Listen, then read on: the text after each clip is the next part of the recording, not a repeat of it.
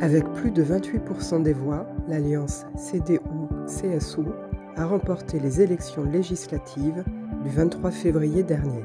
Le conservateur Friedrich Merz, sa tête de liste et futur chancelier, doit maintenant former une coalition. Il espère y parvenir avant Pâques. Le prochain gouvernement allemand devra jouer un rôle actif au sein de l'Union européenne et soutenir la hausse des dépenses de défense. La baisse de la fiscalité des ménages et des entreprises, ainsi que l'augmentation de l'investissement public, figurent au programme de la CDU-CSU.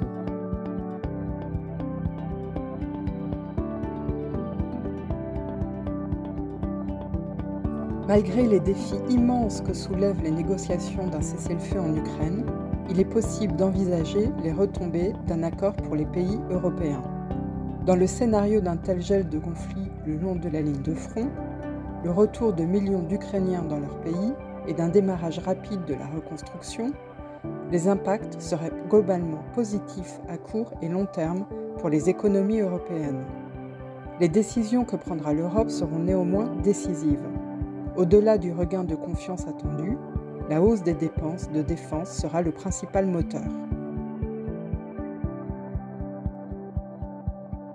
Donald Trump a annoncé l'instauration de droits de douane réciproques. Mais les États-Unis sont-ils si désavantagés que cela si l'on regarde les écarts entre droits de douane et le déficit commercial américain? Au vu de la moyenne simple des droits de douane, non pondérés, marqueur noir sur le graphique, les pays asiatiques affichent des différentiels entre tarifs douaniers élevés et des excédents commerciaux importants vis-à-vis des États-Unis. Le différentiel de tarifs est aussi positif pour le Mexique et le Canada. Idem pour l'Allemagne et l'Irlande, pour lesquels l'écart moyen est toutefois modéré. Avec des écarts sectoriels importants, notamment sur des produits chimiques ou laitiers, dans le cas de l'Irlande, dans l'automobile et l'aéronautique, pour le cas de l'Allemagne. La mesure pondérée, marqueur bleu sur le graphique, offre une autre vision du rapport de force, surtout vis-à-vis des pays émergents, Vietnam en tête.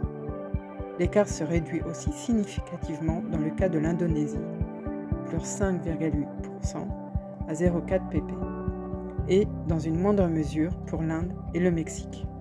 Mais comment expliquer ces différences ? Certains pays émergents imposent des droits de douane plus élevés sur certains biens importés afin de protéger leurs industries. Or, ces biens représentent une part réduite de leurs importations et ils importent davantage de produits intermédiaires ou de matières premières moins taxées à leur arrivée. Ce dont bénéficient tout autant les États-Unis.